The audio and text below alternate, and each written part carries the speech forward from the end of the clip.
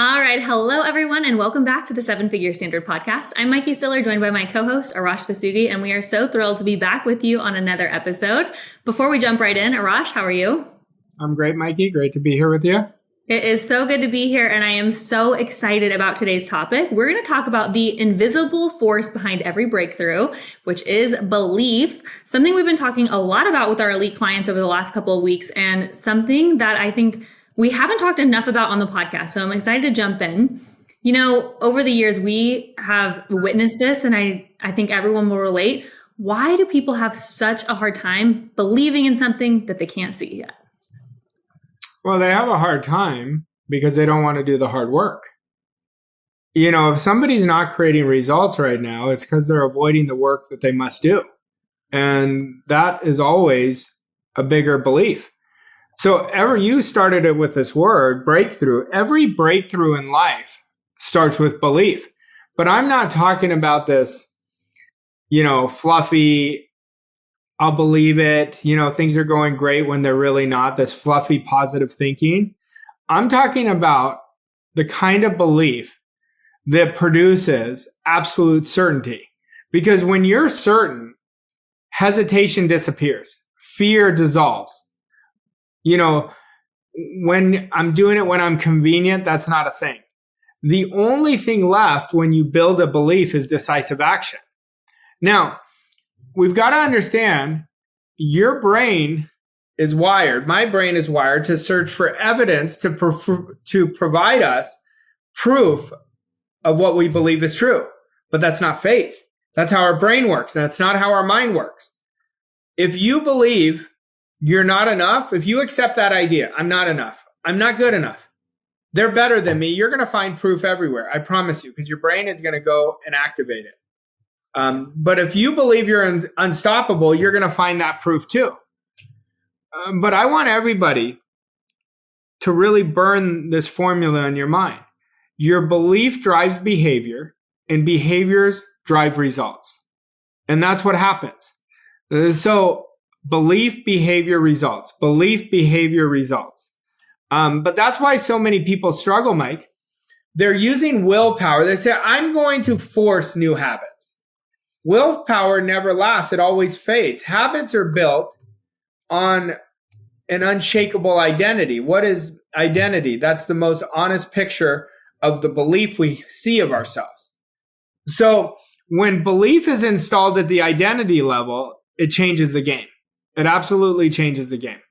I just want to quickly point out that formula that you just gave, belief, behavior, results, is enacted whether your belief is in the positive or the negative. Whether you're believing something horrible or something, you're having worry, doubt, and fear, and that's your strongest belief, it's still going to drive your behavior and results. No, 100%. I mean, that's what it is. I mean, a lot of people are believing so deeply, so convicted of what they don't want.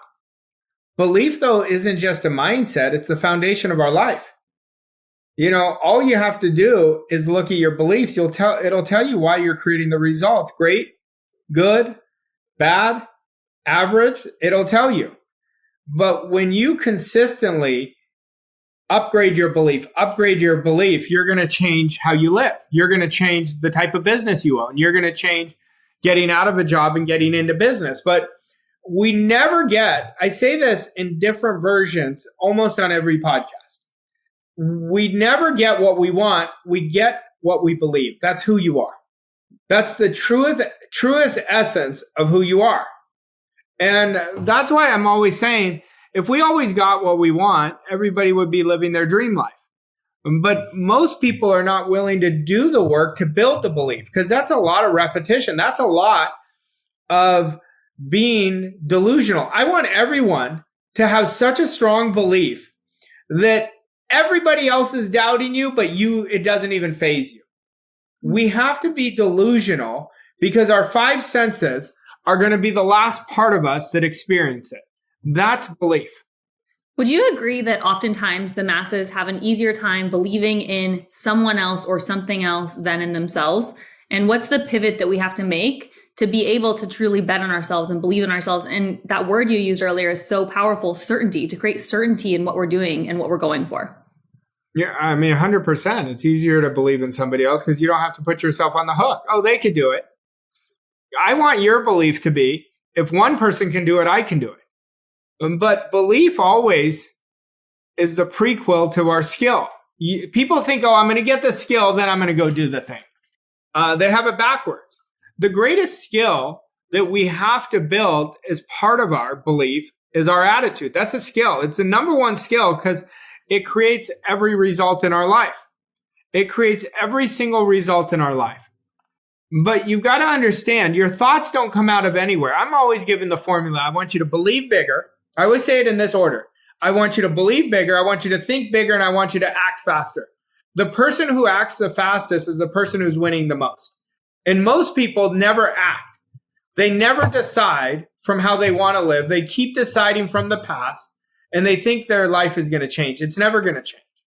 But we have to understand, our thoughts don't just come out of anywhere. Our thoughts are following either a conscious or an unconscious belief.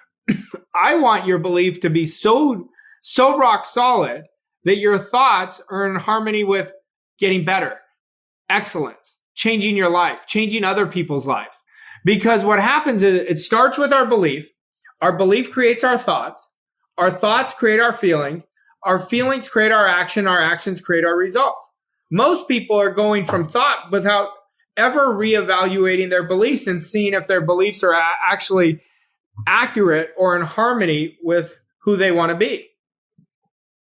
Arash, we talk a lot about future self on the podcast and identity. How does belief tie into those two concepts? Well, that's what it is. You can't be your future self if you don't have the belief of your future self. You can't create a new identity if you are operating with old beliefs. Most people are bringing every decision they make still. They'll listen to me, and they're still making every decision from their past. They're making every decision. You're not going to get better until you understand that, until you start making different choices. So it always starts with what you believe. But do you really want it bad enough? I'll tell you this, Mike. I tell my clients this all the time. Today, somebody woke up hungry. They're like, I am done. I'm going to create the best results of my life. Well, if I'm not as hungry as that person is going to have a big competitive advantage over me. Yet people want bigger results. They want to double, triple, quadruple their income without changing. It's never going to happen. It will never happen. I always say the one belief that changed my life was, if one person can do it, I can do it. I just kept telling myself that. Every time I doubted myself, I'd say, well, if one person can do it, you can do it. And it created such a strong belief over time. But we got to understand, most people don't understand what belief is. They don't even understand it. You could ask 100 people what belief is. They'll say it's something I automatically accepted. Belief is certainty. That's what belief is. I know that I know that I know. Most people say, you know what? I hope it works out. I'll try. That word drives me crazy. I'll try. We either do or we don't do. I hope I'm going to get better. I hope I succeed. I can't hope things to change. I have to demand things to change. That's belief. But belief, I want everyone to understand, wishing is weak. Wishing has no power. Belief is power. It is, I don't know why. I just know that it's going to work out. I don't know why, but I know it's going to work out. Without belief, there's no image in the mind. And if you don't have the image in the mind, you're not going to experience it in your life. You are not going to experience it. It's a knowing. It's an absolute ironclad conviction. This is what I'm doing. And you got to understand, there is a big difference between being interested, being committed, and being obsessed. Obsession is belief. I want you to be obsessed as a spouse. I want you to be obsessed of how you lead your family. I want you to be obsessed about impact. That's how belief just is so automatically a part of your identity. I'm glad you used that word, because you can't get anywhere you want to go being nonchalant. I think a good reminder for all of us is, if you look at someone who has achieved the goal that you want to achieve, or achieved a level of success that you want to achieve, not a single one of them didn't have to dig in and overcome this self-doubt and find a deeper level of belief. How do you do that? You have to decide you're going to change your life. Number one, you have to be committed. Everything follows commitment. Then commitment becomes obsession. But when you're certain, a person who's certain. You can see it in their eyes. All I have to do is look at someone's eyes. They'll tell me everything. When you're certain, your energy changes. When you're certain, the type of decisions you make change. When you're certain, your actions change. And the results have no choice but to align with that certainty. That's why some people move fast and others stay stuck. That's the reason. I'm going to decide when the timing is better. The timing is never right. When the opportunity presents itself, that's when we got to move. That's why you create your life. You're creative beings. You have higher faculties. And if you are waiting, I promise you, life is just going to pass you by. Life is going to pass you by. Most people, Mike, are struggling. It's 98% of people are struggling. Why? They have the same beliefs they did when they were 20. They have the same beliefs. Think about how scary that is. While other people who are absolutely creating an amazing life keep upgrading their belief, upgrading their belief, upgrading their belief. And that's where the game changes. I think all of us have a level of certainty and belief in some area of our life, right? You might feel really certain about your ability to drive a car. You might feel really certain about your physical fitness level or how you are as a wife or a husband, whatever it may be. In your business life, you may feel really certain about your abilities there. And there's this other area of your life where you're feeling less certain, where you need to build that belief muscle. So my question for you is do you think your way into a stronger belief muscle, or do you act your way into a stronger belief muscle? You act your way first. Everything is behaving your way into a new identity. So certainty is magnetic. The people who are certain, they're always leaning in. They're not comfortable, but they're leaning in. And you've got to understand, certainty isn't something you think your way into. You accept it and you start acting. Accept it, start acting. Accept it, start acting. But if I just accept, I'm certain, but I don't create a visceral experience, all it is delusion. Okay? So I want you to be delusional that the impossible is possible. That's what I want you to be delusional about. But you have to start doing things that you've never done. You have to have a game plan of who you're going to become. But belief is never going to be outperformed. Everyone's results on this call right now, on this, if you're watching it on video or you're listening to it, your results tell you how you really believe in yourself. A lot of people won't like hearing that. They go, no, I believe in myself. No, you will know what you believe based on your results, because your results are always a reflection of your subconscious programming. And your subconscious mind always delivers the dominant of your most dominant belief. And that's what you're experiencing in your life. Arash, you just said something that I want to dig in further on. You said belief is contagious. And I want to bring up proximity here, because if you're around people who are doubting constantly and have no belief, versus if you're around people who have extreme certainty, you'll have extreme certainty. So how important here is proximity? It's everything. I gained my belief from my mentor early on. Early on, I'll never forget it. He said to me, I hadn't even started with him. This is our first conversation, Mike. And he goes, you don't need to believe it. You just need to believe that I believe I can show you how. I had never had anyone talk to me like that. And I was like, he goes, Arash, you're one of the smartest people I've ever been around. I'm like, you've been around me for 10 minutes. But I believed him. I was like, oh, he thinks I'm smart. So I accepted it. So one of the greatest secrets of great achievement is you don't always have to generate the belief on your own. You can borrow the belief. I want everyone to borrow my belief. If I can do it, you could do it. When you're in proximity to people who are certain, who are winning, who are living at a high standard, it rubs off on you.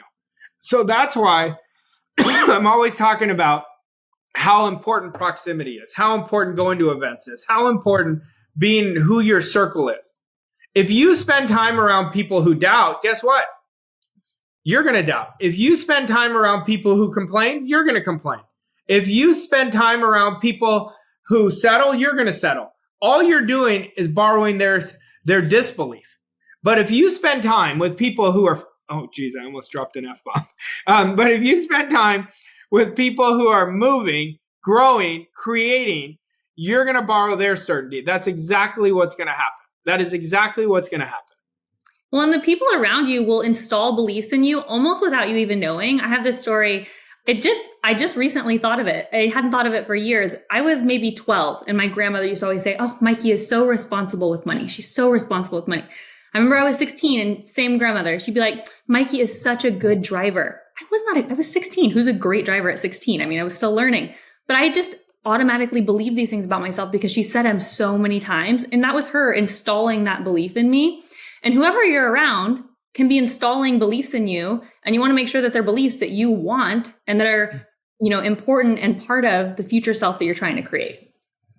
For me, I think about that story, and I think about my wife and I, what we tell our kids since they were born, literally since they were born. And I still tell them this to this day. I said, I want you never to forget this. I don't care if anyone doesn't believe in you, just know we believe in you. And there's only one person that has to believe in you, and that's you. And we have said it literally for 13 years, but it's so important when you borrow someone's belief, it's somebody you respect. A lot of people are borrowing people's beliefs of people they don't even want to live like, yet they keep keeping their belief. Yeah, play it safe. It's okay. It's not okay to play it safe. You're risking your whole life. But we've got to understand, and I've studied this inside and out in my life. There's 3 enemies of belief. It's doubt. I'll say 4. It's doubt, which turns into fear, bad fear, not good fear. It's environment, who you surround yourself with, and it's your old story. So there's really 4 enemies of belief. Doubt is the killer. But most people succumb to fear. So now, instead of dancing with fear and making fear your best friend, they accept the fear and it becomes a self-fulfilling prophecy. Then they're in small environments. They're environments with people who settle constantly. So they settle. And they're always going back to their old story. Those are the 3, really, I said 4 enemies of belief. But we got to understand that this is bad fear. And I want everyone to listen. Do you say this to yourself? Fear is the voice that says, what if it doesn't work out? Big deal. That's the accurate thinking. What if I fail? Once again, if you're going to win, you're going to have to fail. What if I still think of myself not good enough? Well, that's just a you problem. Fear doesn't kill dreams. It paralyzes the belief.